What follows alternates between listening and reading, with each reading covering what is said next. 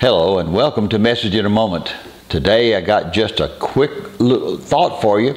I hope that you are enjoying our time together.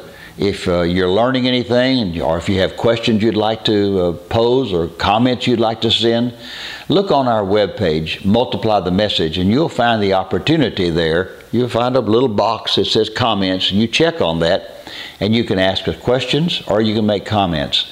There's also a little ebook called Born Again. It will help you to understand where you are, and then when you're born again, where you change to, what you change to become, or what you are becoming. Read the little book. It'll help you to understand what born again really means. Today I'd like to talk to you about a subject like father, like son. And here's my statement.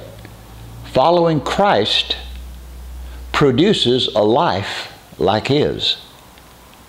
In the book of John, chapter 14, in verse 12, Jesus said, "He that believeth on me," in other words, he who's following me, "the works that I do shall he do also."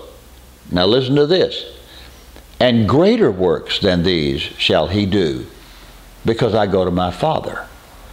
Now, I used to think, my goodness, if I could just ever do the works of Jesus, I would be totally content to do that. I'd be totally satisfied to do that.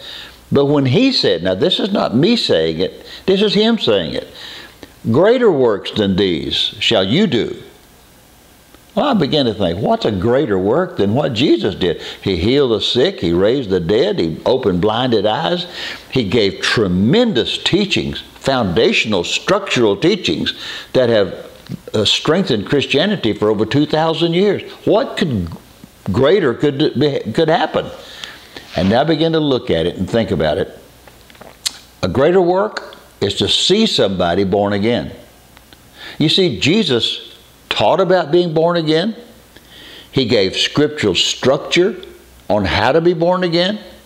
He constantly talked about being born again, but he never saw anybody born again. You see, we get to share Christ with people and get to see people being born again. Now, also, because he was on earth, he never saw the day of Pentecost. He never saw the Spirit fall on the church as promised. So, a greater work, to see somebody born again, to see somebody Spirit-filled, also to take the gospel around the world. Jesus was very local. He never traveled beyond 88 miles. He stayed within an 88-mile circumference.